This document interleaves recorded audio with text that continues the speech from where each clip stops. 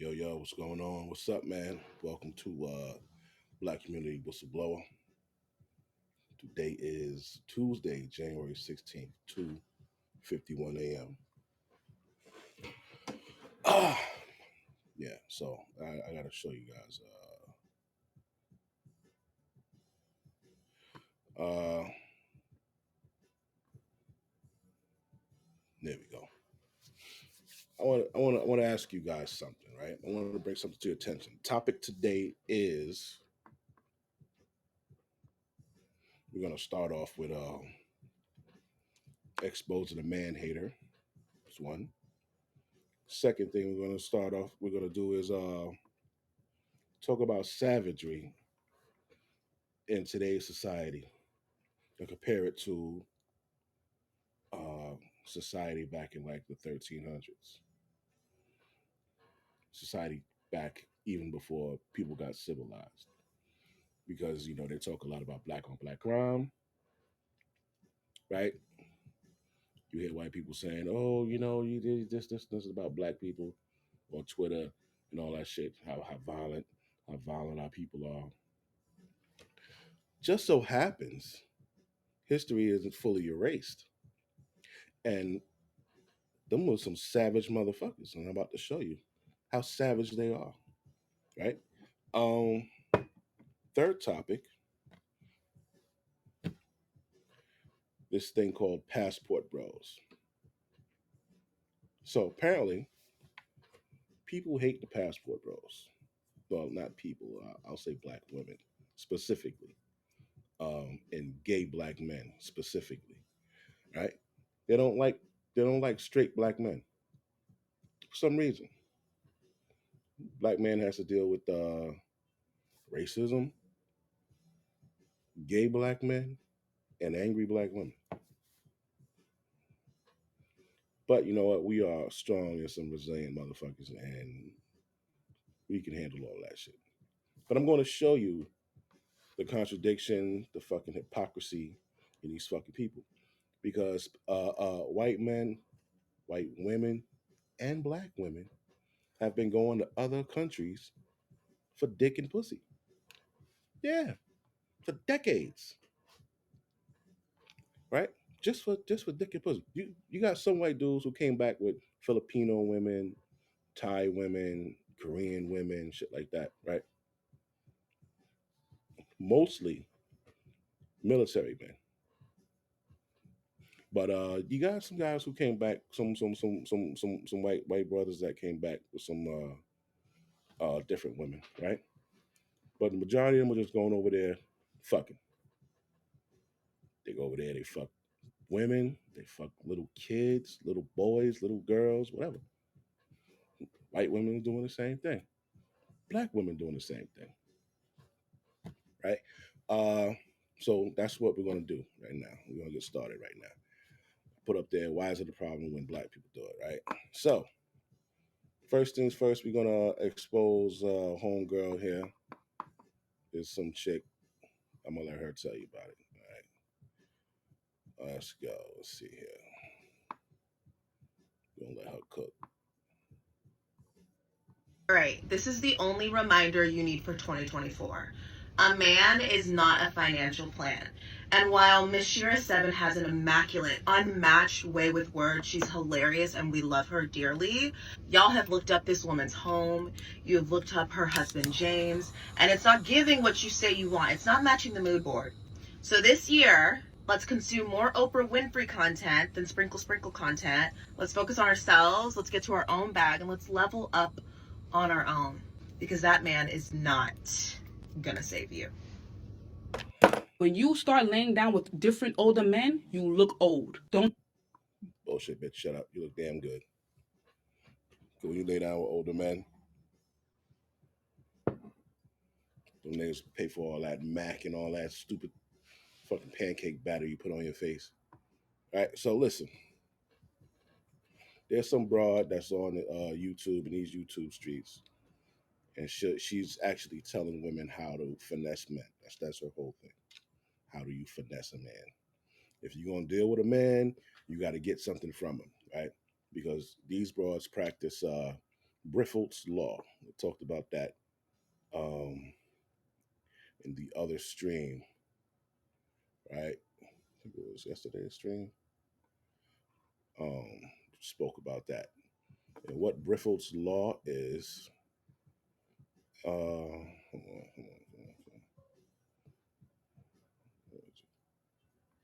ah, fuck, I'll just read it to you. Briffelt's law basically is stating we already know, of course, that women hold the ultimate veto power in sex, right? In the sex game. Cool. Uh, Briffelt's law embellishes this truism by asserting that intimate relationships between men and women result from a calculated cost benefit analysis by women. That's it in a motherfucking nutshell.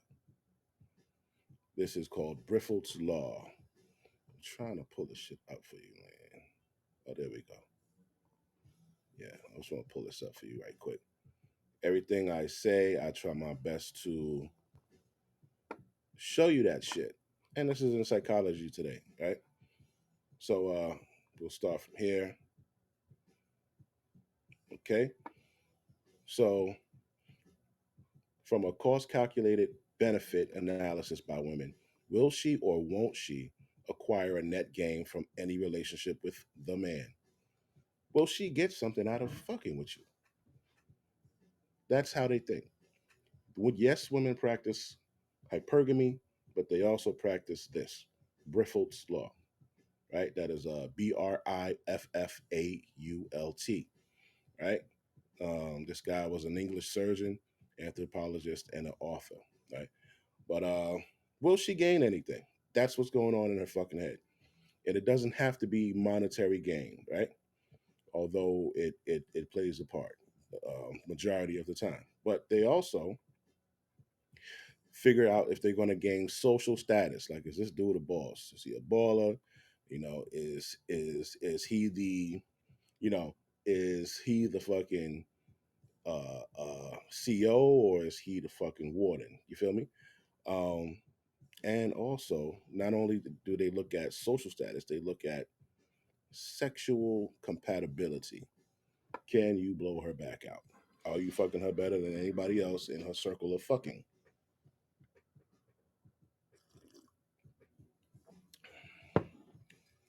I think I put too much water in. I didn't put enough. I didn't put enough. It's good though. I didn't put enough Bustella. I should have put a little bit more. But it's good. It's good. I love my coffee, man. I'm a coffee connoisseur. Anyway, sexual compatibility. She's looking for that good old dick. That why do you think these chicks complain about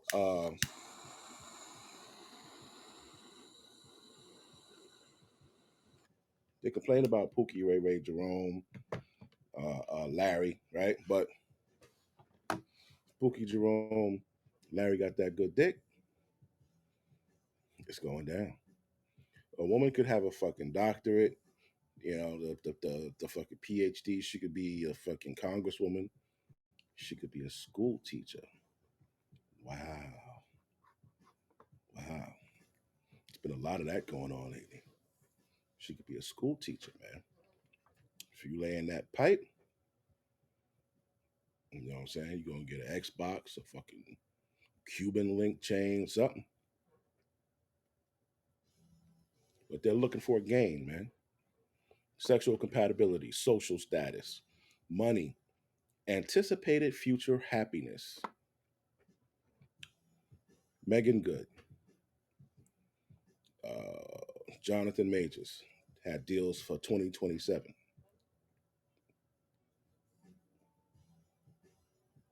So she was sticking with this nigga, even though he was going to court. Yeah, she gonna stick with you while you're going to court.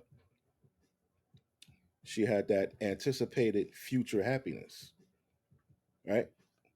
As soon as that nigga got found guilty and they snatched his 2027 check, this is 2023. They snatched the shit.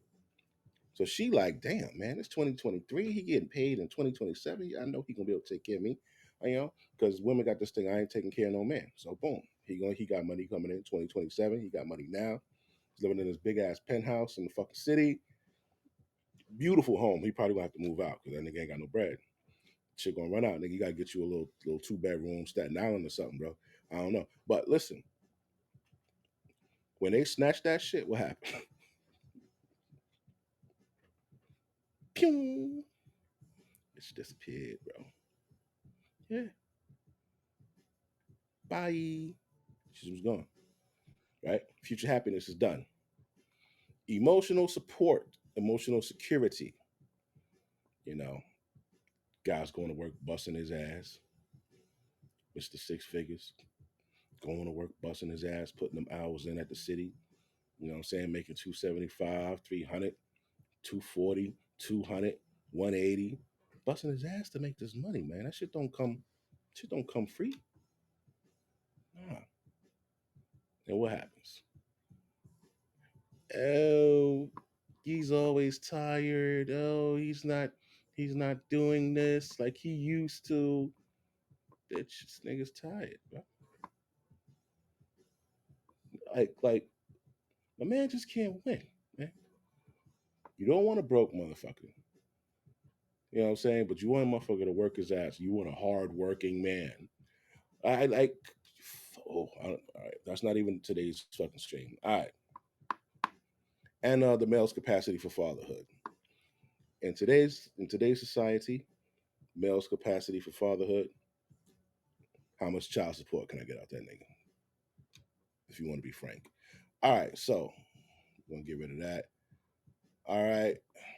Now, let's get into how violent these motherfuckers was back in the day. They talk about niggas. Oh, these niggas this, these niggas that. Oh, these motherfuckers, they're so violent. All kind of shit. Let's see what y'all was doing back in the day. Because there was no niggas over there in London for a minute. So let's see. What the fuck were y'all doing?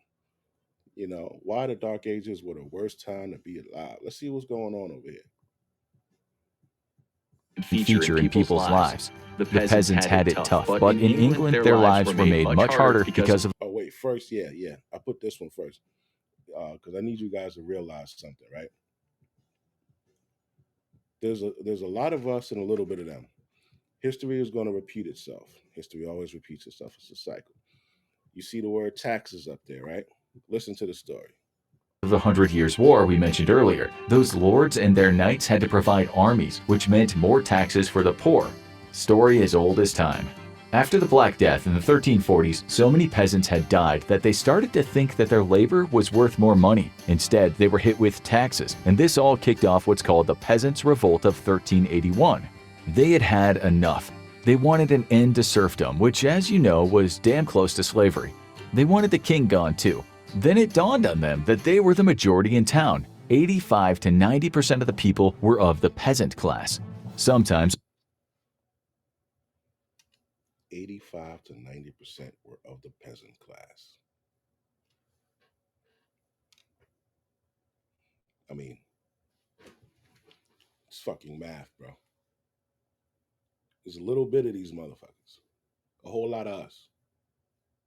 Right? Let's see what happened when they figured that shit out. only armed with sticks, they went on a rampage, killing on their way, heading toward 14-year-old King Richard II in London. With his forces either on campaigns abroad or up north, he did what... Yeah, you had that right. 14-year-old.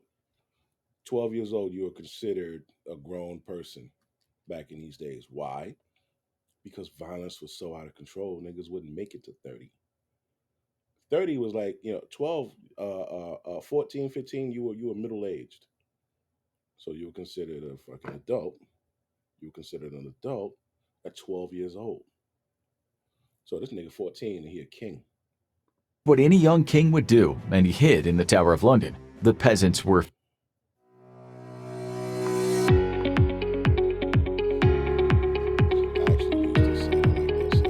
furious. Even those who weren't unfree serfs had been getting shafted, and if they complained, new laws left them branded with a hot iron or imprisoned.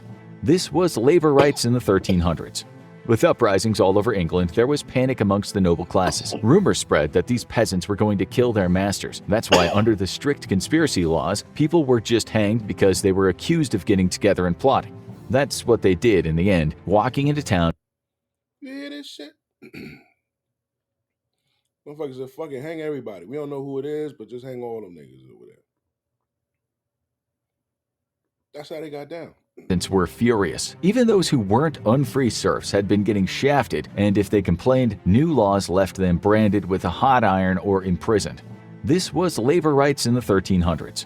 With uprisings all over England, there was panic amongst the noble classes. Rumors spread that these peasants were going to kill their masters. That's why, under the strict conspiracy laws, people were just hanged because they were accused of getting together and plotting. That's what they did in the end, walking into towns and dragging nobles from their houses, executing them in the street. Now, this wasn't just a matter of murder for honor, it was rebellion.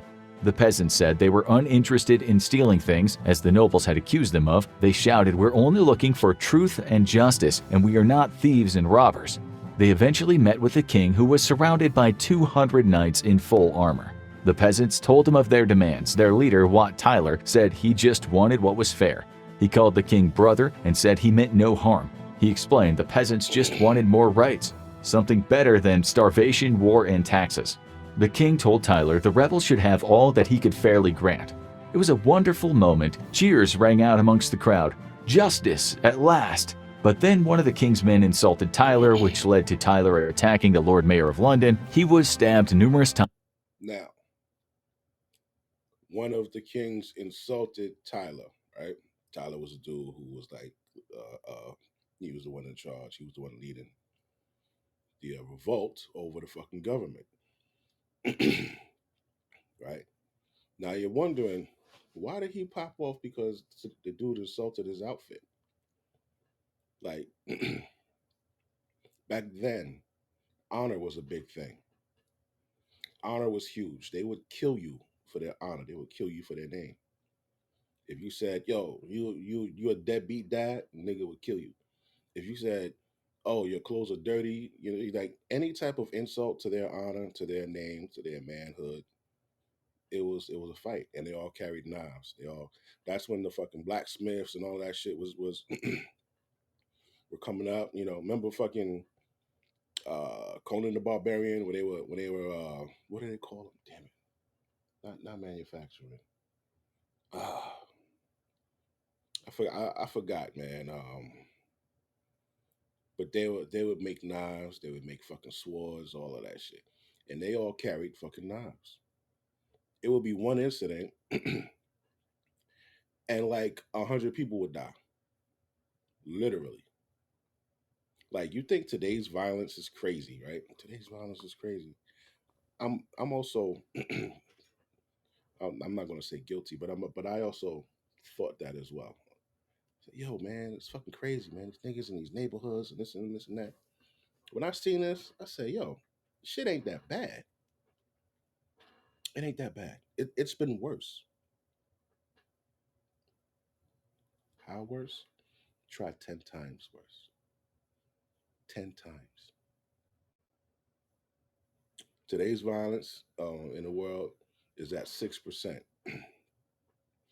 Violence back then, 11%. Bro, this ain't shit. We have like if you shoot somebody and they get it on camera, bro, the nigga's going to jail. You rape somebody, they get it on camera, they got the DNA, you going to jail. Right? You hit and run, you hit somebody, you drive off, they get your license plate, you going to jail. The neighbor, that man who his shitty neighbors upstairs kept stomping on the fucking floor. He went, called 311 six times. Nobody did nothing. Told the fucking rent office. Nobody did nothing. Motherfucker went up there. Mule kicked their door. Guy came out. He ended up shooting him and the dude's son. Right. Back then, a dispute between peasants was a fight over honor, and the nigga would have walked. So murder was a thing. Like that was a thing. It was cool if you killed somebody in the upper echelon. then that was the problem. You was fucked. And I can't wait to show you this shit that I fucking saw. I'm talking too much. Give me a minute. All right, so he said, "Nigga, yo, you got a weird outfit on," and he popped off. Times and died trying to escape on his horse. His body was taken to Smithfield, the place of public executions in London. On the orders of the king, Tyler's head was cut off. It was subsequently paraded around London for all to see, as was customary then and for centuries to come, stuck on a spike on London Bridge. This happened to You remember that shit?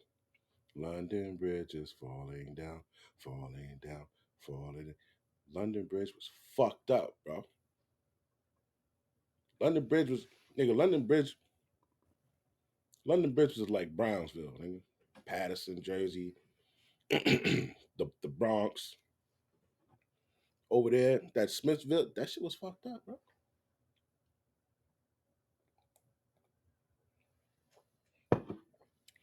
Yeah, that's good. But it was way worse. Imagine if you could just fight niggas and kill them, and nothing would happen to you here. Like literally, nothing would happen. Like they got the stand your ground law in Florida and shit like that. Imagine if you ain't even had to worry about it. As long as you didn't kill a cop or a fucking senator or some shit like that, you was good. Yeah. And this is all white people, bro. All white people. So why is there this thing about black on black crime, black people savages? Everyone is a savage. Everyone is a savage. I got some more research for you real quick. I heard this term and I fell in love with it.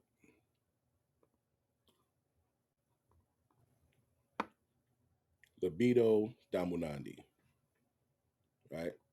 Where that shit at? Yeah. Libido dominandi means lust for domination, right? This is what I said right here. Man will fight himself when there's no one left to fight. Reason I say that is because libido dominandi,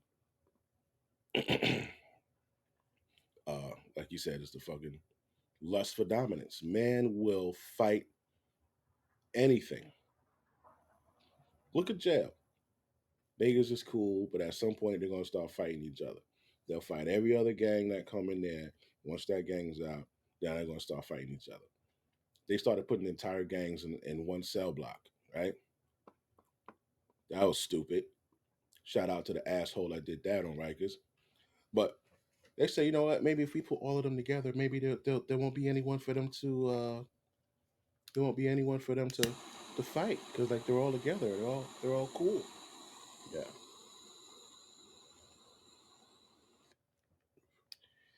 Then it drops down to pettiness because there's a lust for dominance. Like there's always going to be an alpha in the fucking bunch or alphas. There's always going to be that one that has to control everything.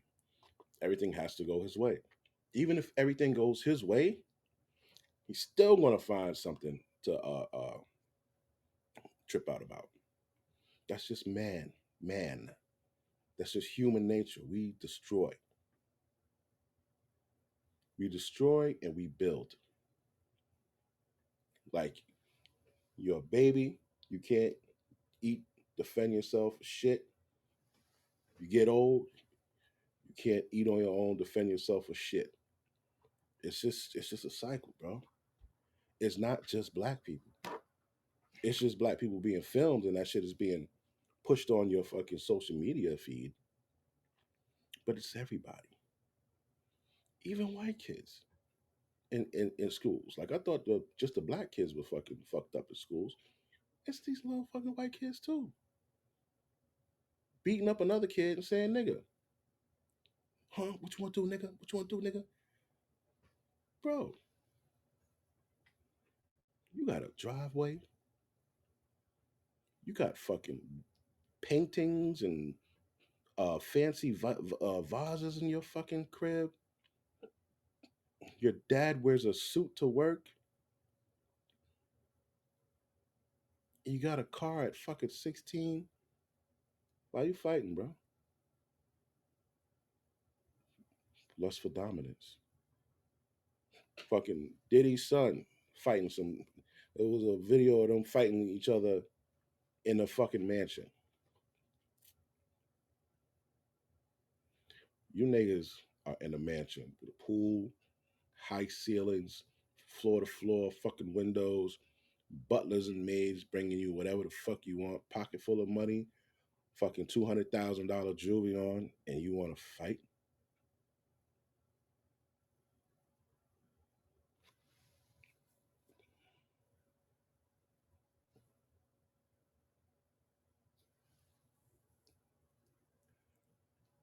We need to turn the hands of time back and let men be men. All of this going to jail for this, going to jail for that, like a man should be able to defend himself and his family without the fear of going to jail. If you do something to somebody's family,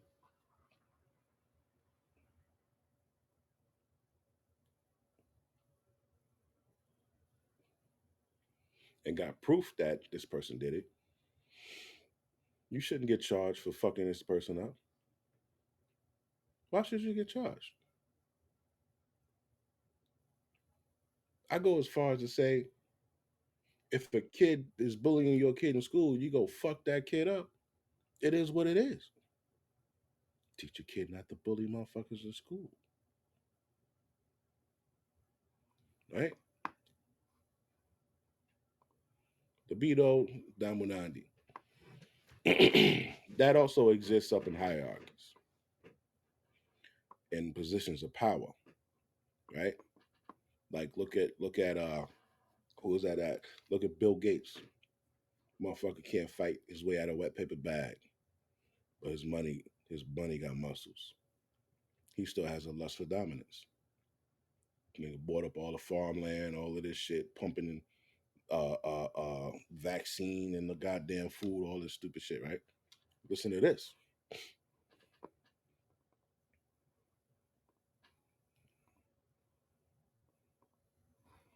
All right.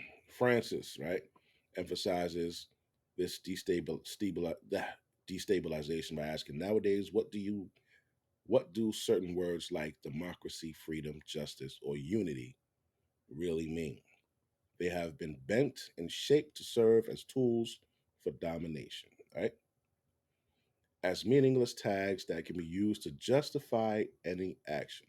The dominating culture has taken words as forms of control, which drastically complicates any effort to establish an authentic social unity. Anything that'll bring niggas to unite, social unity, togetherness, there are words put in there to make sure niggas don't fucking follow it. Prime example: you fill out an application, job application.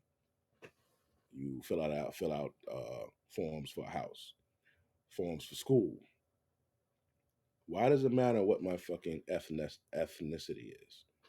Why is there black, white, Asian? Why is there non-Hispanic black? Why is it non-Hispanic white? What is that?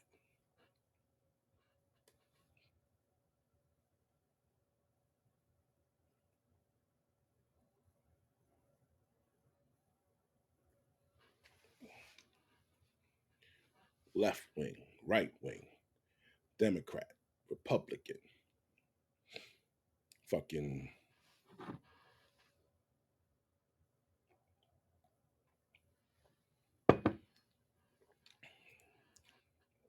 yeah, man. All right, so drastically complicates any effort to establish an authentic social unity. Francis clarifies that just as words have become tools, so have our moral values. Because the best way to dominate and gain control over people is to spread despair and discouragement, even under the guise of defending certain values.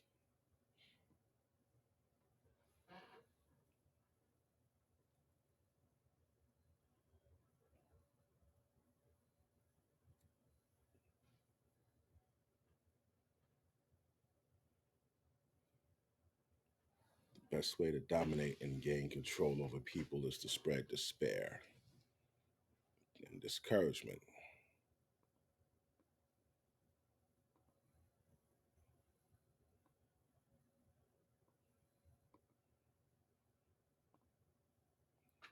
Despair, the complete loss or absence of hope.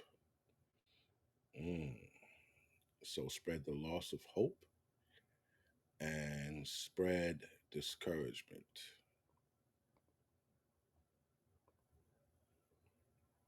a loss of confidence or enthusiasm. Mm.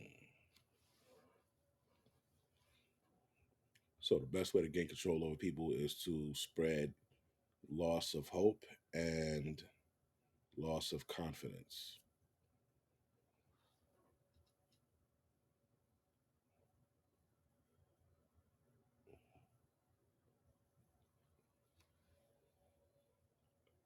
I don't agree.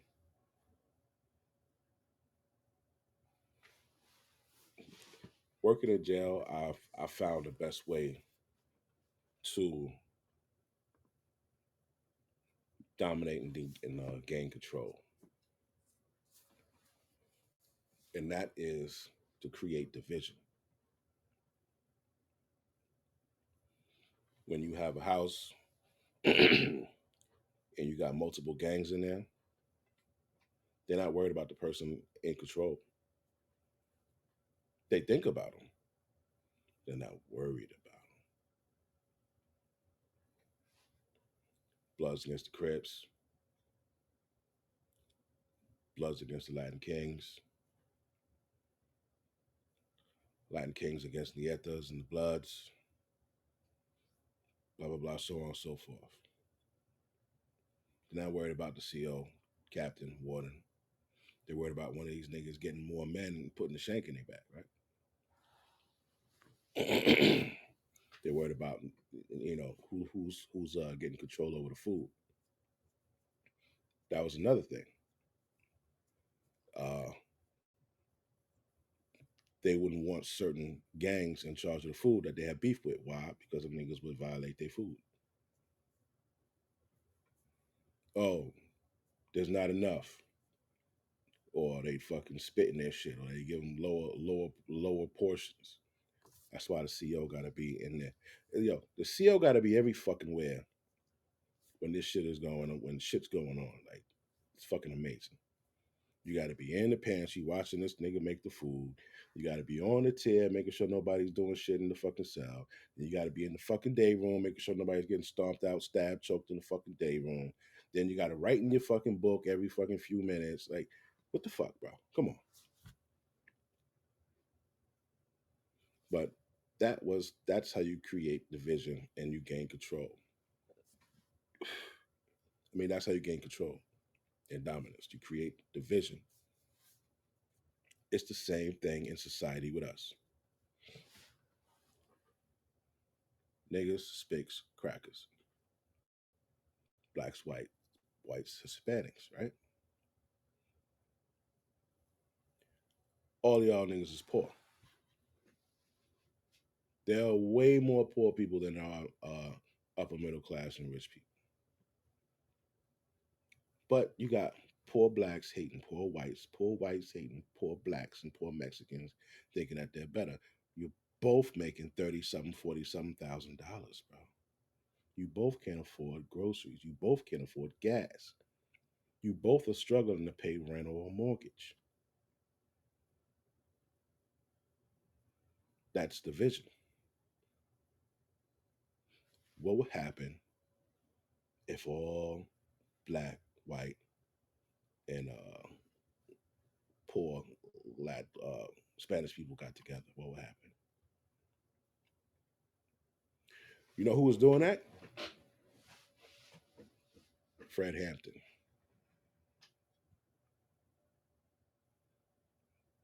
Was that the Rainbow Coalition? I could be wrong. I remember hearing the Rainbow Coalition. I don't know if that was Fred Hampton or associated with something else. Hold on. I don't want to give you wrong um, information, and then I look like the asshole. Rainbow Coalition. I was right. Rainbow Coalition. Fred Hampton said, "Yo, you know what?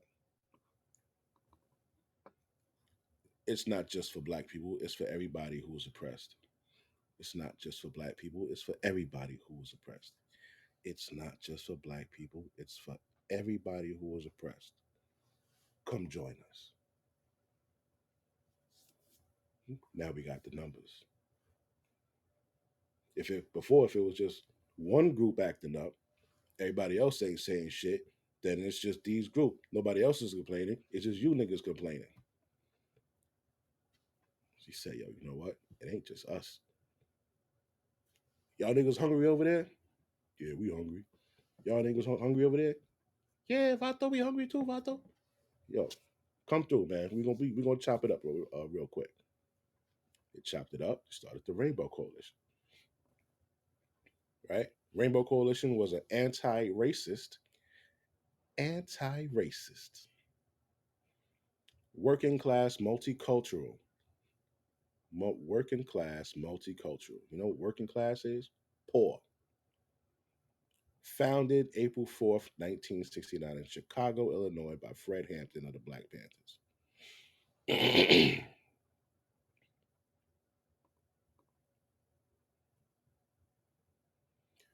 What was the purpose of the Rainbow Coalition? Some of the things the coalition engaged in, uh,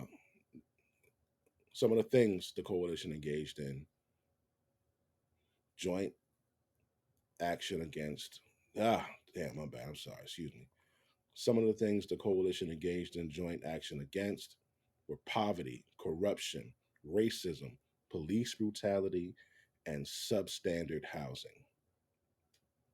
The participating groups supported each other at protests, strikes, and demonstrations where they had a common cause.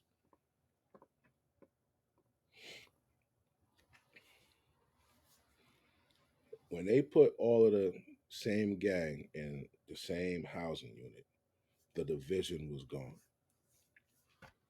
right? They should be able to fucking live happily ever after, right? Jail should be a breeze now. You in there with your gang. You in there with your brothers. You and niggas that you fight, die, and go to jail for, all together. So what's the problem? Libido dominandi. That is the problem. Lust for domination. The man will fight himself when there is no one left to fight. So you would have the motherfucker in the set mad at this nigga over something. They fighting. When that's done, who else is focus of attention? The nigga in control, the CEO, the captain, the warden. Now it's not 5, 10, 15 against 5, 10, 15. It's it's the whole house. It's 22, 33, 50 against one. Boom, probe team comes. All right.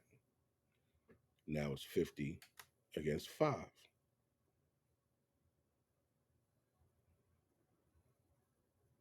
I remember on Rikers Island, man, the fucking security team went into housing 4 upper south, C-74, RNDC, right?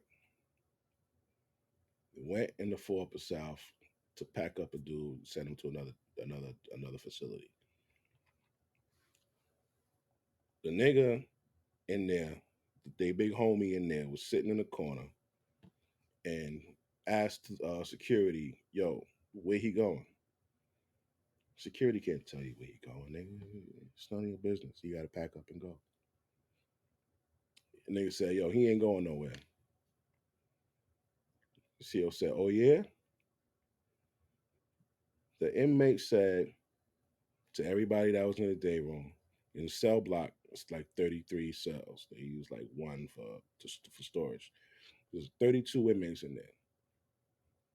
The inmate in the day room says, everybody pick an officer.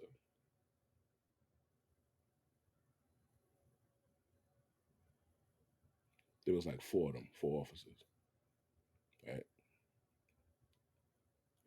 Everybody pick an officer. What do you think they did? They left. Now I know you're thinking, okay, they left. That was smart. They were outnumbered, 32-4. But they went, probably got the fucking the squad and came back, locked the house down, and took the nigga out. Right? They didn't go back.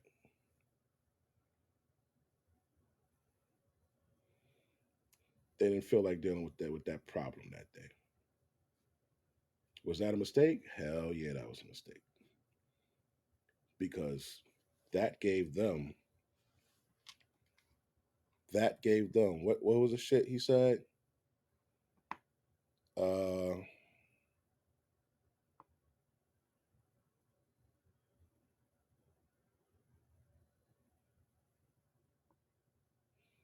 that took away the despair and the discouragement, right? That took away the hope and it took away the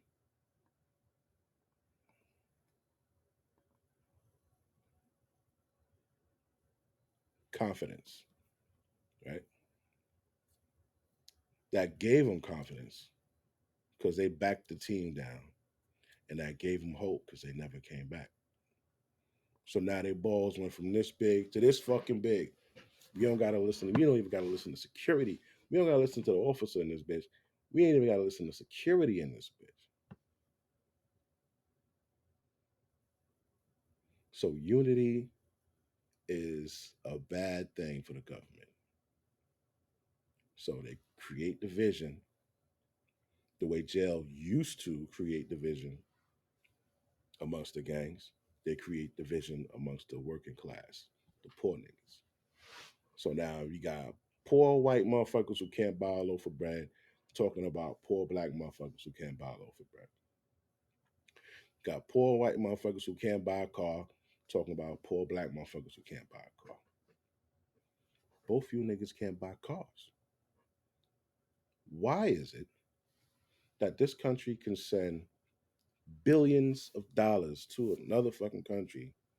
They got billions of dollars on standby to send to some motherfucker over there, and you can't buy a car.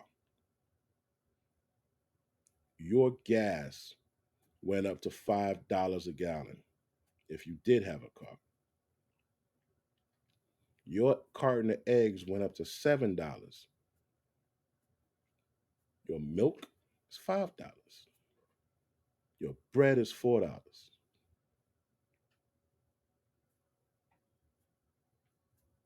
But they can send $1 billion to a motherfucker over there. But you mad at this motherfucker over here. Y'all both the same shit. You get your check. They take federal, city, state, local taxes out of your check. The government has taken its taxes out of your check. When you go spend what's left after what they took, you get taxed again. But I just paid my taxes when they gave me my fucking check. My check was fucking for the 2 weeks. My check was $3,000. Out of the $3,000, I get 1,700. You took your taxes already. Why am I still paying taxes on food and everything else? Well, because you got to pay sales tax. Who does the sales tax go to? The government. I just paid those motherfuckers. Yeah, well, the person that owns the store, they got to pay that. That's their fucking problem. You said it right. They got to pay the fucking taxes. I already paid mine.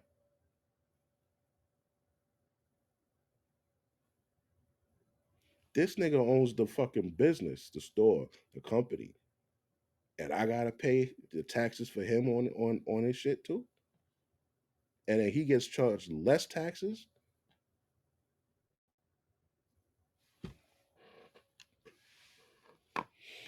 All right, what's next?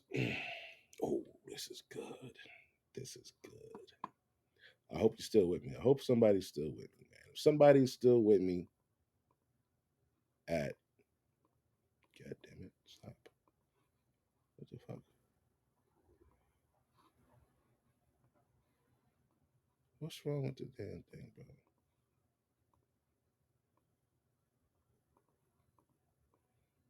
Oh shit. I don't know how to get this off. All right, fuck this. Watch it. Oh, they killing me. There you go. All right. If somebody's still with me at 46 minutes and 21 seconds, please, somebody just put in the fucking comments, put a one in the comments. I was still with you, Big West, at 46 minutes of watching your shit. Put a one. Because now we about to get into real good shit here, right? What's the real good shit? We about to get into how violent these motherfuckers were. How violent were they? These niggas was violent, bro. Look at this shit. Look at this shit here. You see this? And you see what I say at the top? Are black people really that violent and savage? Or is it just human nature, period? Look at this shit. Listen to this, Pop. Degrees of violence. According to the historian Lawrence Stone, the levels of homicide in medieval England were 10 times higher than what they are today. In 10 times higher, baby. Medieval times, this shit was 10 times higher than today. Yeah. the UK of 2011, the rate was 1 in 100,000. In the ultra-violent English city of Oxford, during the 1340s, the rate was about 110 in 100,000.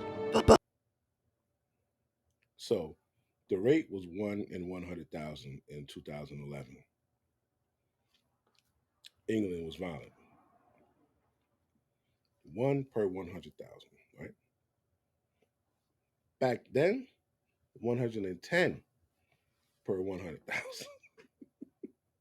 But with many small villages and towns miles apart from one another and no network of cross-country police, in fact no police force at all, it's easy to see how someone could commit a crime in one place and then quickly escape to another area without being caught. It was also quite normal for people to have weapons such as daggers on their person at all times. The amount of alcohol that was being consumed on a daily basis probably didn't help either. Crimes against women. As is usually the case, women tended to be the victims of cruelty. This is important because you know how women today say, oh, we're oppressed. We're oppressed. Oh, all this stupid shit. Bitch, you fine. You living great, especially over here. Take your ass to Mexico, Honduras, Africa. What was the other shit? Mexico, Costa Rica. Yo, they whipping you motherfuckers out over there. I got a video on it. They're whipping y'all the fuck out over there, and it's okay. Like they're beating the shit out of you, raping, graping them, all kind of shit. They doing whatever the fuck they want. Damn, I had a bomb ass. Fuck, it's not there no more. I gotta fix my damn my stream deck, man. But yeah, they fucking y'all up, man. Rather than the perpetrators. Many acts of domestic violence that society tends not to accept today were deemed as an acceptable punishment for a wife from her husband for anything seen as a transgression by him within the marriage. Sometimes some of these incidents appear in the records of church courts, but only if the violence resulted in miscarriage, a permanent maiming, or a murder. Like when Thomas Elam attacked Margaret Perman in 1438. After breaking into her home, he tried to rape her and, quote, feloniously bit Margaret with his teeth so that he ripped off the nose of the said Margaret with that bite, and broke 3 of her ribs there. The case was brought to court because Margaret died and Elam was sentenced to be hanged. But that probably wouldn't have happened if they had been a married couple. It's said that the, quote, rule of thumb was used for what was seen as an acceptable Rule of thumb.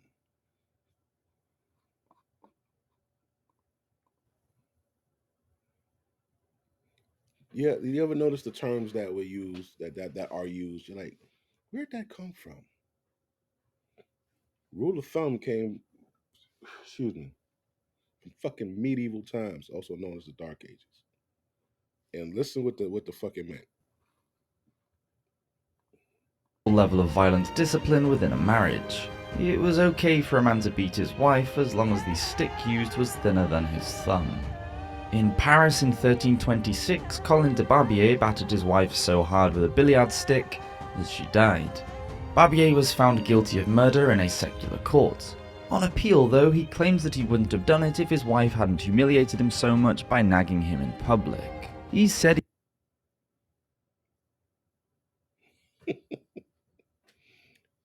Yo, my man, they talk about the patriarchy.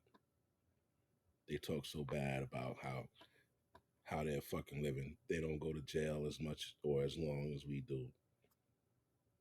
If they can't pay child support, they can't take care of a child, they get help. The man can't take care of a child, where that motherfucker go? Jail.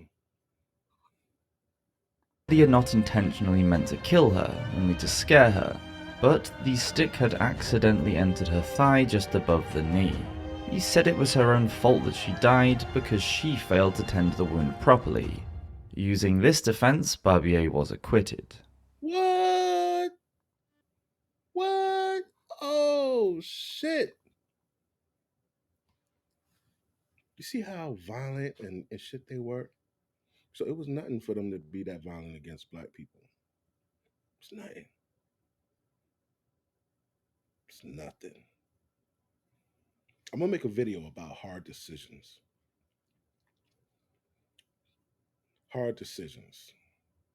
Like during slavery time, the man was watching this white man take his wife or his daughter, and he knows what he's gonna do to her. So he has a decision to make. He has a hard decision. Imagine being faced with the decision of either fighting this man, stopping him from taking your wife. Now you have to run because you can't just kill a white man back then and during slavery times and just stay there, right? So you got to run. Your wife and kid are left behind, still without you, still unprotected and able to have that happen to them, right? Or you can attempt you can make the attempt to stop them and you fail and you get hung or whipped to death or thrown in the freaking ground. Uh, that hot box shit they had, whatever, right? And he still takes your wife or your daughter that night, that same night, right? Or you let her go and you go through the agony and pain and mentally that she's going through physically and mentally. And when she comes back, you do your best to try to comfort her so that she has some form of comfort, affection, something from a gruesome act. What would you do? Some niggas said, "Fuck it, I'm gonna go out, I'm gonna kill this nigga, and I'm gonna leave." Some niggas say, fuck it, I'm gonna kill him and I'm gonna take my family on the fucking run with me. Some niggas said they was gonna let it happen, and when she come in, he's gonna tend to her wounds and try his best to be some kind of emotional support through the trauma that she just went through. Which one will you pick? You could say you would pick this one today. You could say that. But none of us today will never know, and I hope we never have to know. I'm gonna do a video on hard decisions with that, and on the decision in 1964, the man in the house rule. Would you stay? Be like, nah, fuck that. We're a family. We're sticking together. Would you stay and not be able to pay the rent and everybody get evicted, or would you leave? You be homeless, and you let your woman and child stay so that they can eat and have shelter. Hard decisions, right? 1964, nobody talks about where did the men go when they had to leave. You know why? Because they went to the fucking street. Where else they gonna go? There's no jobs, which means there's no money.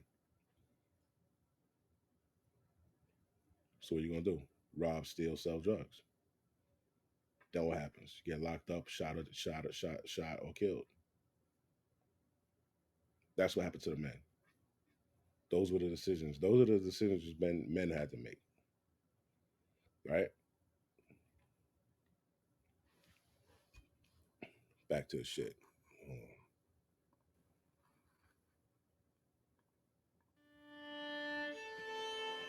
Pardon letters. Yeah, nah, fuck a pardon letter. All right, what was the next one? Ooh, juicy, juicy, juicy.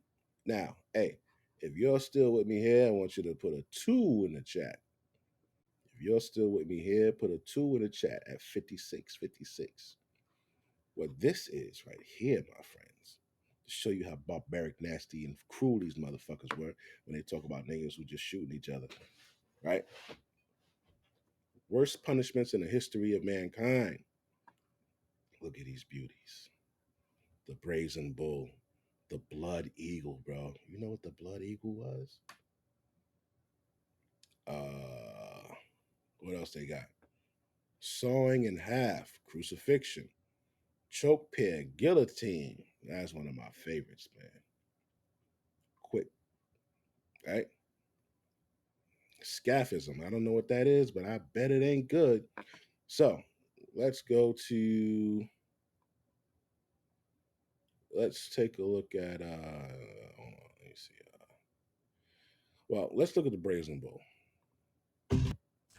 Most people have no clue that in 2023, the best way to make money on Amazon is not. Welcome back to our macabre series of shows featuring some of the worst things people have done to each other in the name of punishment. While in other shows we've talked about instruments of torture and killing that could be said to be basic. Claws that rip flesh, cudgels that smash bones. This particular instrument of horrifyingly inhumane torture could be said to have been cooked up by creative folks. As with just about anything we've talked about in this series, it would be unimaginable to suffer this treatment. But hey, we aren't going to say it's any worse than having your intestines chewed on by starving rats. Like that punishment though, this one was slow, making hanging or head chopping seem very merciful in comparison. This form of execution was created by the ancient Greeks. It had a few names and it might also be called by the ancient Greeks. But they talking about motherfucking niggas in Chicago running and gunning each other down. Yeah, it's fucked up to shoot a motherfucker, man. I have friends that lost their lives to gun violence, but at least they weren't put in the fucking brazen bull. the Bronze Bull or the Sicilian Bull. But how do we know anything about it at all? One of the answers is because it was written about in something called the Bibliotheca Historica, which translates as historical library. It consists of many books written by an ancient Greek historian named Diodorus Siculus. In these books you'll find his version of the history of the world, From what went down in ancient Egypt to the leader Alexander the Great, quite a lot of it is still intact. He was what you might call a creative technologist of the past, looking for some funding. He got that funding from a man named Phalaris, the tyrant of Akragos. Given his frightening title, you wouldn't be surprised to hear that this man was said to be very cruel. In some accounts of his life, it's written that he enjoyed torture and even went so low as to eat children. We should say that Encyclopedia Britannica cites research that says he wasn't as cruel as some people have written. Whatever the case, it seems he commissioned the building of the Brazen Bull. So how did one perish in a brazen bull? Well, it was certainly a thing conjured up by a creative yet sadistic imagination. It was said to be the same size of a bull but shaped from bronze, with an opening where a man could enter the thing. A fire was then lit under the bull and the man would slowly roast to death. But get this, it was made so that when the man was howling in agony, his shrieks would emanate through specially distorted pipes built into the bull, so the impression an onlooker would get was an animal bellowing in pain. This might have been the fun part for someone like the tyrant of Akragos. The smoke would come out through the holes in the bull's nose, and that nose was filled with incense, since burning bodies don't smell so good. The bones that were left would then be turned into bracelets, so the story goes. When the idea was pitched by Perilos, it's said he said this to the tyrant Phalaris: "The occupant will shriek and roar in unremitting agony, and his cries will come to you through the pipes as the tenderest, most pathetic, most melodious of bellowings. Your victim will be punished, and you will enjoy the music."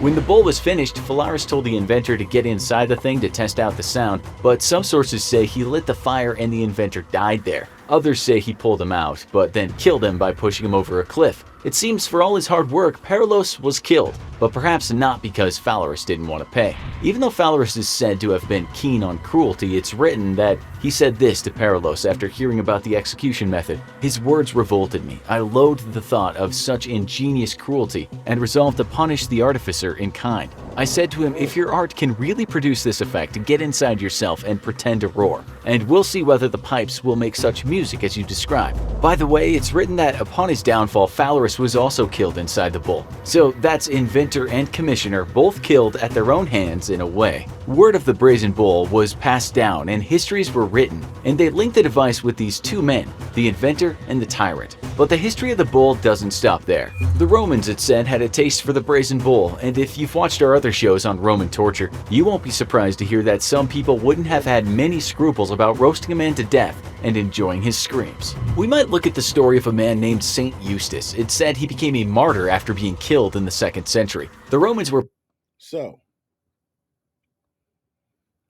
these motherfuckers would throw you into some bronze and light that shit on fire. So these motherfuckers' skin got hot and the skin was sticking to that fucking metal, to that copper, right? And it's just hotter, and it's just like it's hot. It's hot, and it's just cooking you. Then it gets 100 and something, 1,000 degrees in that bitch, and it's cooking you, bro. Shit came from a white man. Yeah. But but but niggas is savages. No, man is savage. Not the man. Man is savage. What's next? We pretty much know what the guillotine is. Oh, the blood eagle. Yes. Look at this. Blood eagle. This is how AG1 works to deliver foundational nutrition that tastes great too. Match. The blood eagle is I like this one. I personally like this one. I think this should be performed on pedophiles. I think this should be performed on rapists. I think this has a place in society today. I do. For those that don't know what the blood eagle is, man, enjoy. Try and put yourself in this position for a moment. You're a king in 9th century medieval England, and you've been attacked and overrun by rather fearsome Viking hordes who've made the trip to kill and pillage in that order. You've been told you're going to be executed, and so you wait in some kind of tent wondering how that's going to play out. What usually happens on your home turf is offenders go to the chopping block. You think, okay, it'll be quick and painless. I'll say my prayers and that'll be that. I'm a martyr, heaven will be good to me. But you underestimate the brutal creativity of your foes. You soon find out you're gonna have your ribs and lungs pulled through your back to be turned into a kind of winged creature. What? Nigga, what? It said you're gonna have your lungs and your ribs pulled through your back.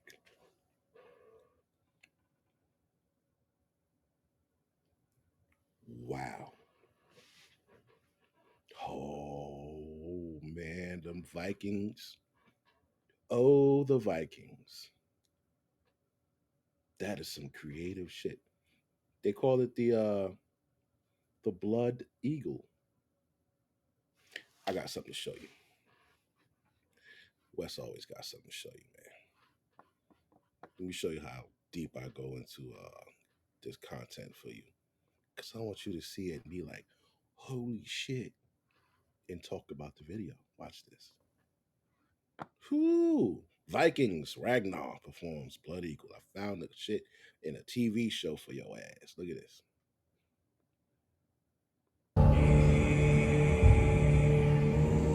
Check out the music too.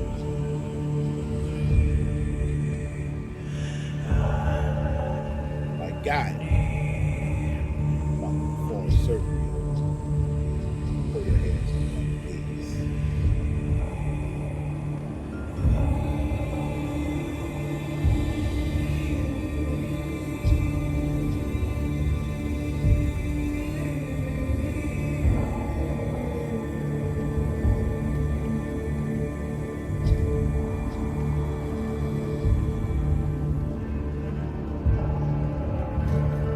Look at all the white people. Savagery.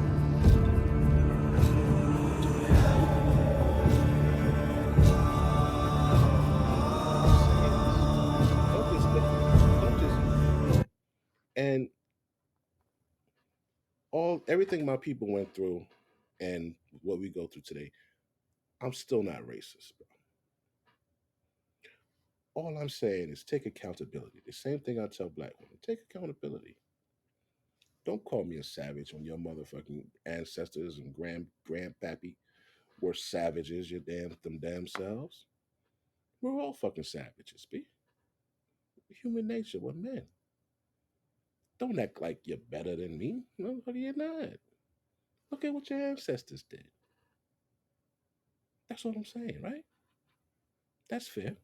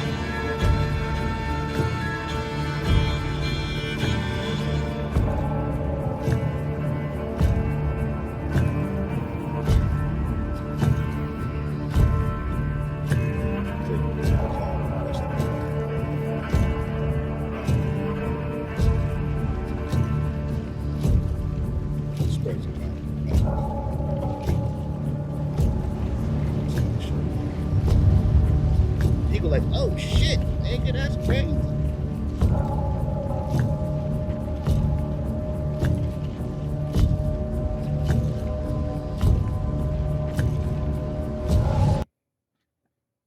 Ooh.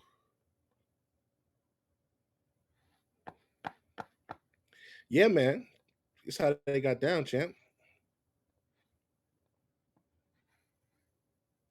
Damn, that's gonna be rough, you think? And that's the Blood Eagle, in short. But we'll add a bit more to the description of this nasty Viking execution procedure.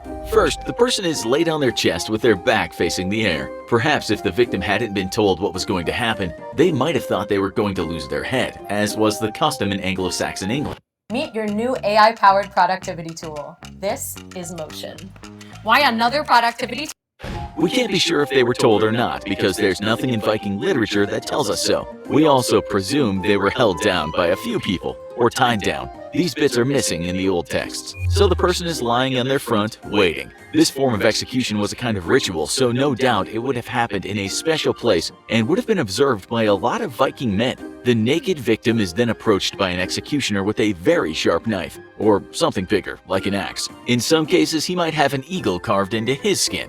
This was merely an aperitif. With that knife, he then tears through the flesh in the man's back, with so much power that he actually severs the ribs. Those ribs are pulled and stretched outward like wings. The pièce de résistance is when the man's lungs are pulled through his back and wrapped over the rib wings. This procedure was supposed to give more of an impression of bird's wings, hence the blood eagle. It sounds too bad to be true, so how do we know this actually happened? Well, during the Viking Age, they had poets, as many old cultures did back then. This was called skaldic poetry. These poems would become parts of sagas, stories which detailed things such as Viking invasions, the legends of great kings, bloody battles, etc. Some of these stories have survived and they've been translated. There's a story called the Orkneyinga Saga.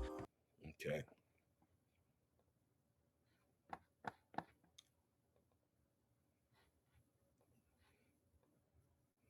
The Blood Eagle, baby. Ooh, crazy. Let's see if I can find pictures for you guys.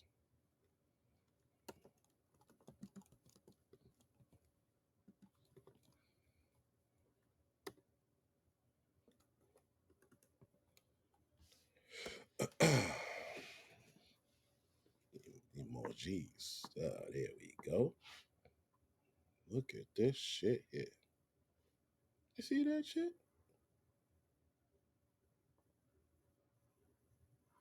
Image may be. There we go. That's it right there, Pop. Blood Eagle.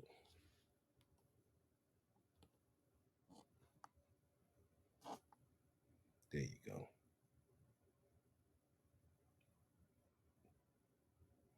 What the fuck?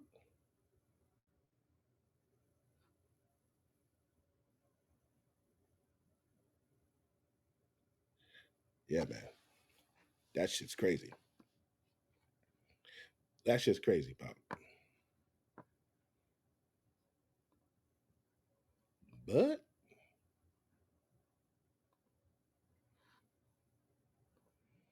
so brutality, savagery, animalistic motherfuckers are in every race. So when someone tells you that, oh, black people are savages, or you see a post and they write that shit in the comments, just listen, man, every human is a savage. No one was more savage than so what else? You want to see? Let's look at another one. Let's look at one more. Let's look at one more. One more, then we can move on. I want to see one more. Hold on. Roman candle. What the fuck? Iron Maiden. That's a song, right? Or is that a group? Iron Maiden is either an album name or a fucking firing squad. Yeah, rat torture. Yeah. Oh, drawn and quartered. I'll tell you about that. They hang a motherfucker till he about to die. Let him down. You know what I'm saying? He catches his breath, hang his ass one more time, right? Then they'll fucking cut his head off, tie his arms and legs to 4 horses, and let them run in opposite directions to rip off his fucking arms and legs. So he was hung and quartered. Right. So that's what that is. Roman Candle or Iron Maiden? What do you think?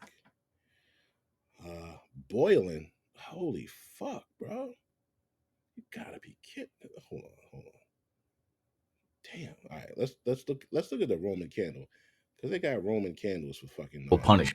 This is going to sound a little nuts, but the fastest way to potentially make semi-passive income from Airbnb is to You could say the Romans took things to the extreme. A persecuted Christian or an unruly slave might just be executed by beheading. And while that sounds like a tough kind of justice, the Romans might have thought it was merciful. After all, the worst offenders might suffer the humiliation and agony of crucifixion. Any sane person would have begged for beheading rather than be crucified. Other offenders could suffer perhaps an even worse fate, and that was quite literally being thrown to the wolves or the lions or leopards, or even being squashed by an elephant. And then there's the punishment we'll talk about today, and we'll let you decide where it stands in the ranking of Roman executions. First of all, this show has nothing to do with the kind of firework you've heard of that goes by the name of the Roman candle. Those fireworks that fill the air with an explosion of stars don't come from Rome, but were created on the other side of the world in China. Nonetheless, the Roman candle we're going to talk about today does relate to fire and a form of entertainment.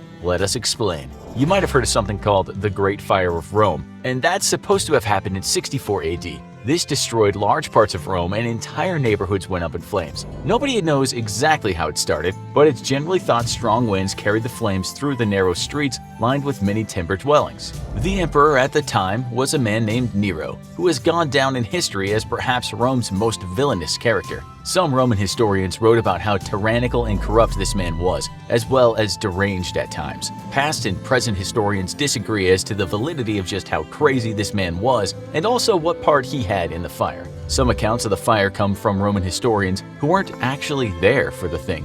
But those accounts are all that exist. There's a possibility that Nero actually had arsonists start the fire so he could rebuild parts of Rome in his own image. If he really was a... Sound like what happened in Hawaii, right?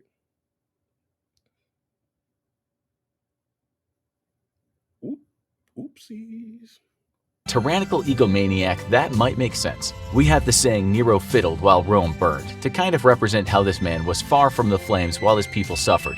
Violins weren't even invented back then, but the phrase is just supposed to mean he was playing music and having a good time as Rome went up in flames. Maybe the fire was an accident, or maybe Nero had it set, or maybe some arsonists did it who weren't connected to anyone in power. We really don't know, but accounts tell us that Nero blamed minorities for the fire, and they included Christians and Jews. Some historians believe that Nero just punished people accused of being the fire starters, and only years later were said to be Christians. Someone was used as a scapegoat for burning down most of Rome, and that could have been these minorities. Christian historians would certainly say it was people of their religion who were punished for the fire, but again, it's not all that clear. The most talked about death was St. Peter, and some accounts have him being crucified. He became a martyr by the hands of Nero, but this was written years after the fact. St. Paul, in some accounts, was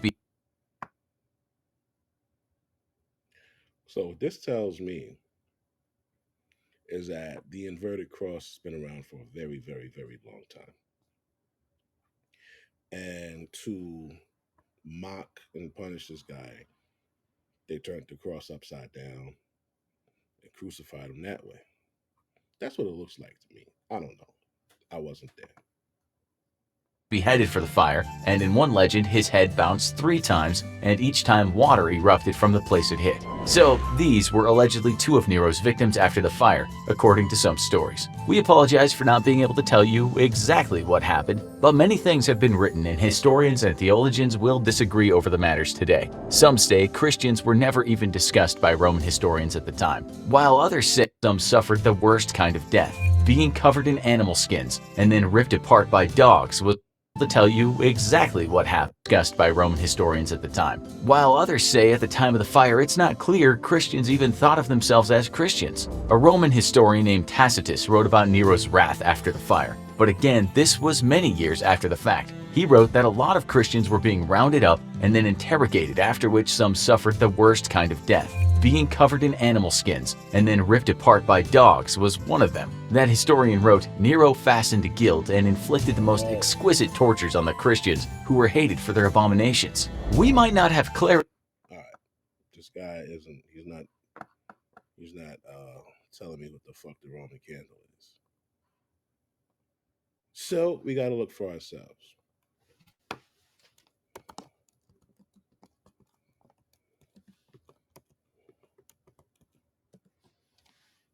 Roman candle torture. Let's see. You got images? Oh.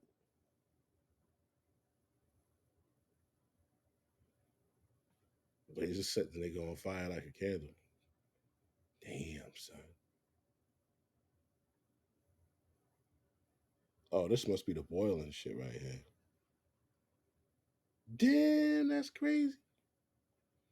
Ooh. These motherfuckers is gruesome, kid.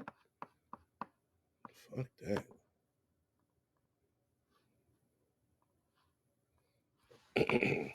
All right. What's the Iron Maiden? What's the Iron Maiden, damn it? Attention retirees, if you're willing to be at your computer from 9 a.m. to 10:45 a.m. on most weekdays, I can show you one simple trade that could potentially bank. And times have been tough for a peasant like yourself. Drought and the subsequent poor harvest have devastated your people, and widespread famine is around the corner. To make matters worse, taxes have been raised because your rulers are warring with other rulers. You've had enough of watching on as your children starve. But in the absence of Twitter, seeking social justice will mean rounding up real people and stating your case. Before you know it though, you've been reported by someone and have quickly been suspended from peasant duties. Your interrogators aren't interested in malnourished kids and dying crops, and as they stretch your body on the rack, you admit to more than you ever did, which was only get some folks together to talk about unfairness. You've been branded a traitor, treasonous, and the worst is going to happen to you. So there you are, a brave warrior of social justice who only wanted some respite from the demands of high taxes during a very hard time for peasants. It doesn't really matter that you didn't kill anyone or start a riot. What matters is you've been accused of plotting an Occupy the Lord's Manor movement. Having been stretched in the rack, you admitted to being somewhat disgruntled about watching your children die in front of you and not being able to get your hands on that most cherished commodity, bread. You hardly started a peasant's revolt, but a mere peasant get-together to discuss the drawbacks of serfdom really got the nobility all hot and bothered. They're all too familiar with peasant revolts of the past, and any kind of insubordination will be dealt with seriously. That meant a medley of tried and tested, cruel and unusual... Break. What they're talking about, right? Treason and the guys standing up and rallying motherfuckers up, right, to go against the government. They would take them out and do some vile, horrible shit to them. Today, they use the FBI and the CIA. They have an FBI list. They got a fucking CIA list. Proof of that was in a prior video. It was called COINTELPRO, right? What COINTELPRO was they would use that shit. They would use psychological operations called psyops, right? Psyops is when they would go against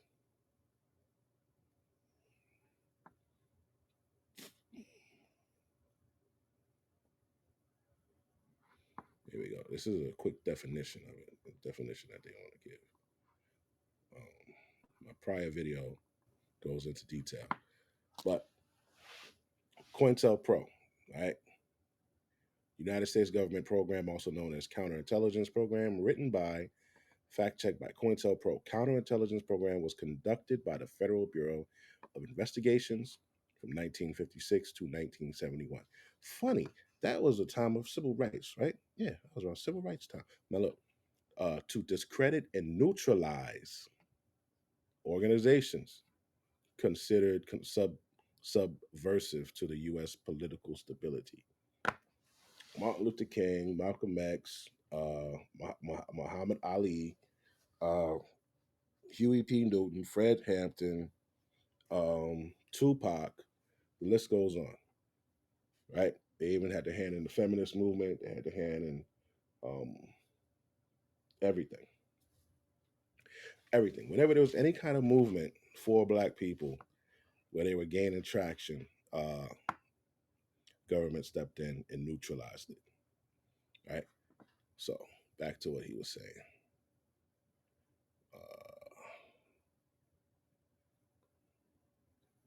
Where the fuck were we? Oh, here we go. So that's what they do today, as compared to back then. They would just cut the nigga head off. Punishments for you, as you informed your torturers of your guilt and took a few other peeved peasants down with you. You might be broken, but you're not dead, and the nobility wants to make an example of you. What's on offer? Well, as they would like to make an example of you, they want to make your death a public spectacle. Maybe after seeing you scream, the man in the street will think twice about complaining about being taxed into starvation. The nobility have a brainstorming meeting and try to think of some especially gruesome punishment for you. Burned at the stake in full public view, says one of the wealthy adjudicators. So passé, someone retorts. Burning is so 13th century. Come on guys, let's try and think outside the box. Another man puts up his hand and looks like he might have a good answer. He says, hanged, drawn, and quartered. But then we eviscerate him and stick his head on a pike. He looks crestfallen when his boss replies, Gilbert, you know very well we did that last month. It's hardly original now, isn't it? Okay, I've got one, says a guy right at the back.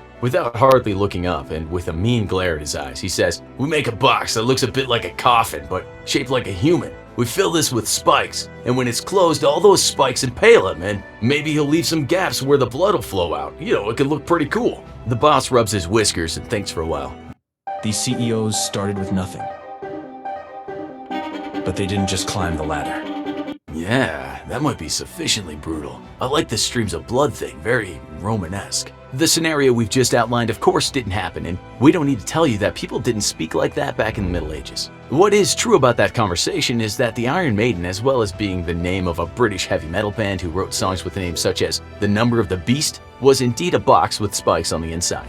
It looked something like the box an Egyptian mummy would be kept in, something called a sarcophagus. You can still find Iron Maidens in museums today. They captured the imagination like no other contraption simply because they look so barbaric. Any upset peasant who'd even heard about one of these would run to the hills if he thought the nobles were after him. The burning question though is where and when were they used, and on whom were they used? This part has troubled historians for years, but that hasn't stopped numerous websites just stating they were used and including no more information. First of all, we aren't doing a show today on something we've just made up or found on a dubious website that likes to say, you won't believe what happened next. Iron Maidens exist, and they have been around for quite some time. A few of them are now artifacts that people can take selfies with in museums. At the same time, Google Glass and T-Mobile exist, and no one uses them much either. Okay, so the first time anyone mentioned an Iron Maiden being used, much like the one we're talking about today, was when a German philosopher by the name of Johann Philipp Siebenkees talked about one. He wrote that in 1515, a coin forger in Nuremberg had gone to bed for eternity in one. How did he know this? He was right. A coin forger. They had counterfeit money back then. In the late 18th century, and no one seems to know how he knew about Iron Maidens. Well, he also studied ancient history, and stories have been passed down from ancient times regarding people being put to death in a rather uncomfortable box. Maybe the philosopher embellished those boxes in his account. For good reason, there are skeptics, because after he wrote about those things, people started making them. In the 19th century, making Iron Maidens was all the rage, and that's why there are so many of them around today in museums. If you're from the US, you can see one for yourself in the San Diego Museum of Man. The earliest iteration of the Iron Maiden was actually made in Nuremberg in 1802 after Alright, they're not showing anything about it. It's not really doing anything for us right now. Okay. So as we see, they've done some foul shit. Right? Super foul. But stories get better and better. What else we got here? Let's see. On the 5th day of King Edward, the parish chaplain of Yelvertoft sent his clerk around to John Cobbler's house to buy a candle, the text states. John would not send it to him without the money, wherefore William became enraged, and knocking in the door upon him, he struck John in the front of the head so that his brains flowed forth, and he died forthwith. And this was a man of the cloth whose honor was only slightly affected. That was not unusual. An academic journal writing about towns during this period said people regularly cut off other people's noses when they lost face over debates or over money. All over medieval Europe was this crazy violence. Hence the term, cut your nose off to spite your face, right? Or don't cut your nose off to spite your face. Now listen to this. Often over matters that today we'd call trifling. We've talked about England today, but Belgium, Scandinavia, Italy, Germany, Switzerland, and the Netherlands all had these insane murder rates at the end. Wow, all white countries had these insane murder rates. All white countries had these insane murder rates. You heard that? The Dark Ages. It's hard to know exactly what the cause was, but one research paper seemed to suggest most of the murders were over small matters. Unlike today, where most murders are committed by people who know the victims intimately, stranger-on-stranger murder was the most likely kind of murder back then, or at least people who didn't know the victim very well. The paper added, typically the killing of family members made up less than 10% in medieval societies. In contrast, a large proportion of cases occurred in situations of conflict between primarily male acquaintances, with the offender and the victim often sharing a similar social background or being neighbors. Everybody, it's Tony Robbins. How you doing out there? Middle of the storm. Oh, neighbors in a rural community. The evidence shows a lot of these murders happen in or around taverns, so booze, often the lubricant that makes it easier for people to kill today, was doing the same back then. We think the best booze/murder story in the history of the world happened in Oxford, which you'll remember had the highest murder rate. Those brainy tops were certainly hot-tempered, as were the peasants that shared the same town. On February 10, 1355, some students at Oxford got a bit too drunk and complained that the ale was not Said like Oxford University. Yo, listen to this shit. of great quality at the place called Swindle Stock Tavern. The tavern owner apparently used stubborn and saucy language, and one of the students threw a drink in his face. A scuffle then ensued between the owner, his buddies, and the students, which quickly turned into a knife fight that progressed into a riot. Cudgels and bows and arrows joined the mass of knives. What started off as a simple bar brawl went on for 3 days. Peasants from the countryside arrived in town, ransacking the students' quarters, often killing the occupants who had nothing to do with the fight. Screams could be heard as rooms were set on fire. A cleric was even scalped. Some 63 people from the university were murdered, as were about 30 peasants. Bodies floated in the river, buried in cesspits. So that's 90 people killed in one incident over a bar fight. Right? Over a bar fight, 90 people were killed. 63 in students and 30 peasants. Brawl went on for 3 days off of one bar fight.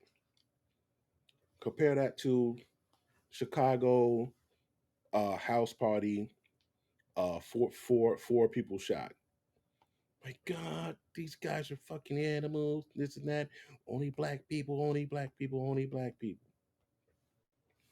Meanwhile, your ancestors were fucking killing 90 people died, 93 people died off of one fucking incident in a fucking bar. Pits and littered the streets. The scholars that survived had fled, leaving the burning town behind them. The peasants often hated those students. 5,000 in the river, buried in cesspits, and littered. The rooms were set on fire. A cleric was even scalped. Some 63 people from the university were murdered, as were about 30 peasants. Bodies floated in the river, buried in cesspits, and littered the streets. Bodies floating in rivers and buried in cesspits. What the fuck?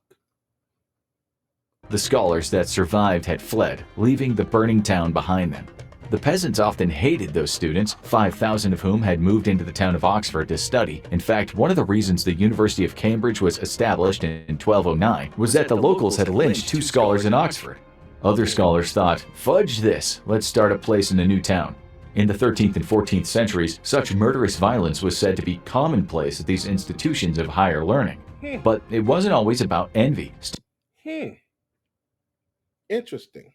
Students killed students, scholars killed scholars. In 1314, Students killed students and scholars killed scholars. Interesting. 39 students at Oxford were murdered when two faculties got into a disagreement. If you visit Oxford today, you'll find mostly posh kids hanging around, and despite the odd envious local giving them a hard time, it's a town full of peaceful splendor. So, what does this tell us about the Dark Ages? Maybe there's no better example of the sheer savageness of the times. Earlier, we told you about a town where lots of people committed murder, and yet not many were handed a death sentence. The same happened in Oxford. Barely a person was even arrested. There's an explanation for this. You see, stealing from the rich was the worst thing you could do, just as robbing banks today gets you in a lot of trouble even if no one's hurt.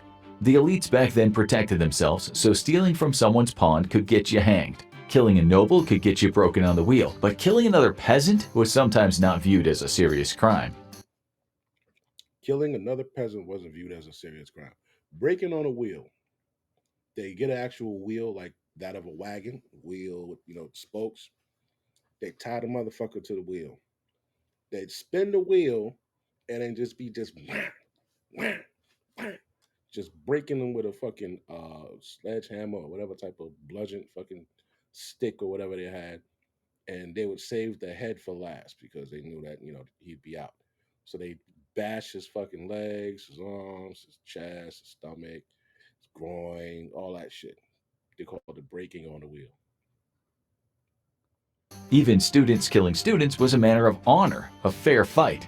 As a researcher pointed out, homicide was regarded with lenience if it was perceived as the result of passion or occurred in defense of honor. Only the most premeditated cases of murder invariably required the death penalty. Still, it was regarded as acceptable if your neighbor had feuded with you and you stabbed him to death.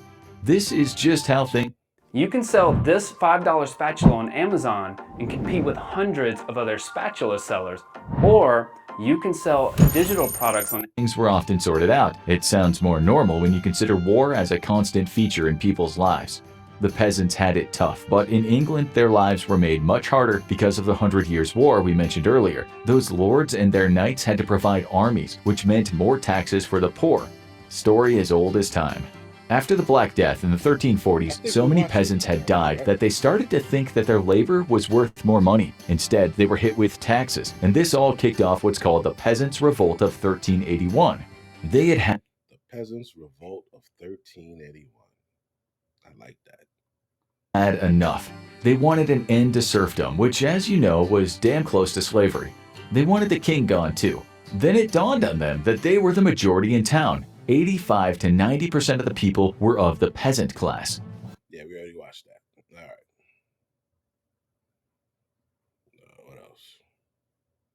Oh, what's this?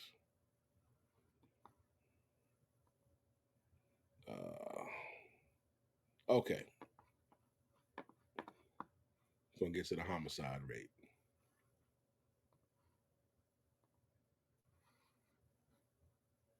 The homicide rate was 23 to 56 per 100,000 individuals. From 1300 to 1348, the most common crime was theft at 73.5% of all crimes. Murder comprised 18.2% of all crimes, receiving stolen goods 6.2%, and other crimes, including arson, assault, treason, and counterfeiting coins, 2.1%. All of these, of course, were punishable by death.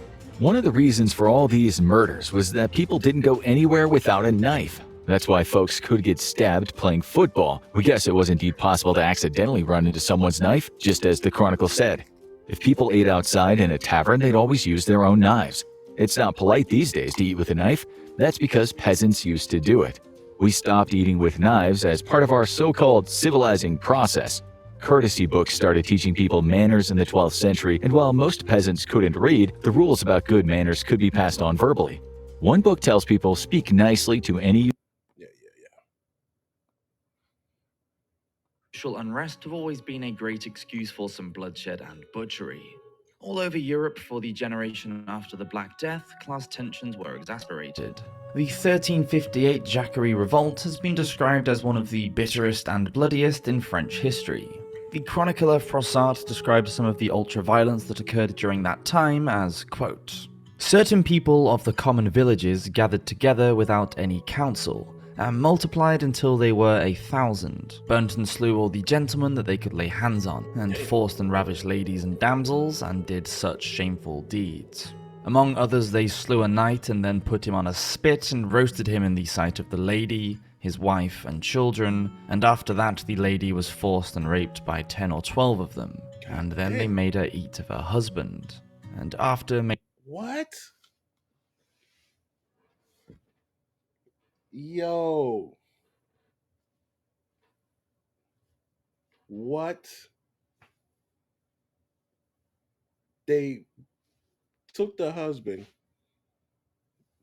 put him on a stake and burnt him, raped the wife, 10 to 12 of them, and then they made her eat the husband, bro. That's the wildest shit I ever heard. Like, we talk about the Congo and all that shit, the savages in Africa, the Hootsies and the Tutsis and shit, right? All the fucked up shit. These motherfuckers did the same thing, man. They did the same exact thing, bro. Made her die an evil death with all her children. Eventually, the Parisian merchants who had supported the revolt lost faith after their leader was killed. Ironically, he lost control of and was murdered by a group of his own rebels. The aristocrats then attacked the peasants who were beaten down in a display of more savagery and carnage. It was resentment that triggered the CMP uprising in Florence 20 years later. Again, the lower classes felt that they were being overlooked. In the late summer of 1378, the palaces and townhouses of the rich were looted, gutted, and burned. The palaces of the rich were looted, something else, and burned. The palaces of the rich, huh? The palaces of the rich.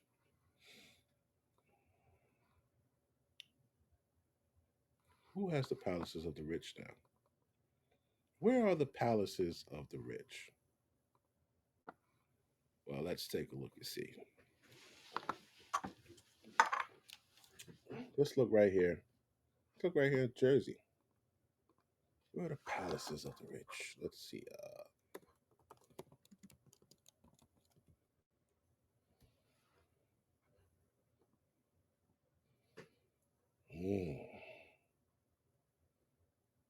These look like palaces of the rich. Let's see. I've been making $15,000 a month with just 2 apps on my phone, and I don't know if you can see. Sotheby's International Realty. Upper South.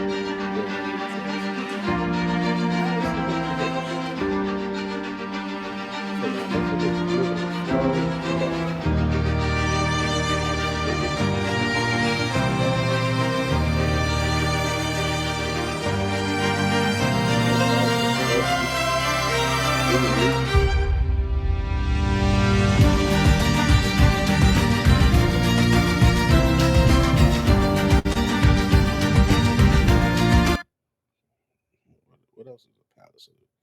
Ooh, look at this one.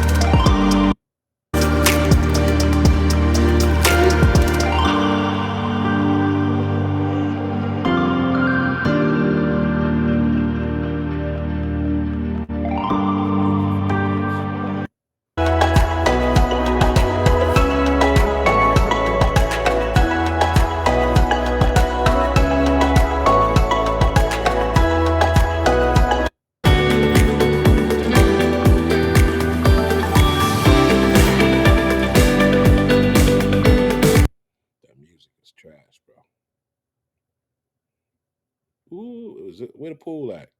Ooh, see that indoor pool in that motherfucker?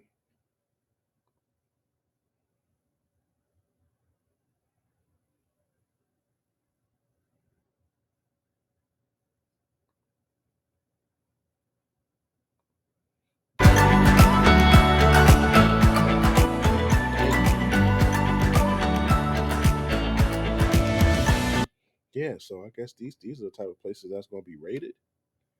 All right, when niggas get enough, they're gonna run down on these motherfuckers. Yeah, that's what he said. When they get tired of the bullshit, they're gonna run down on these motherfuckers here. Run down on the palaces of the rich, Pop. Yeah, that's what they said they're gonna do.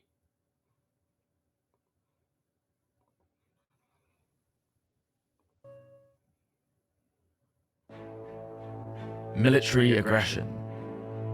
Edward, Prince of Wales, known as the Black Prince, was the eldest son of the English King Edward III. During the 100 Years' War, That wasn't it. Was that it?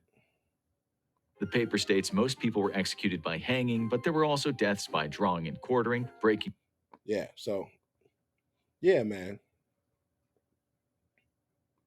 Come on. So that's pretty much it, man. I'm about to call it quits. I'm going to do another stream on the other part with the passport bros and the chicks. That's going to be part 2 because I'm tired. It's 4:37 a.m. We've been at this for an hour and 46 minutes. If there was anyone still with me here at an hour and 46 minutes, please put a 3 in the comment section below, so I know that you stayed to watch it.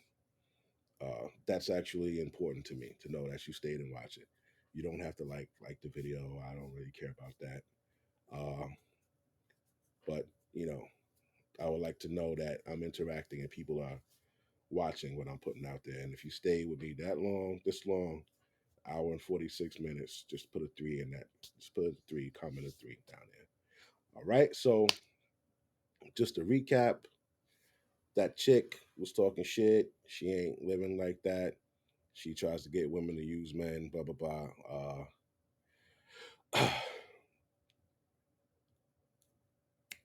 Libido dominandi, lust for dominance. That's what drives man to constantly conquer or build or outdo. Black people aren't savages. Man, period, is savage. And that's about it, man. Salute to you guys. Thanks for watching. Chop it up with you probably tomorrow. Later.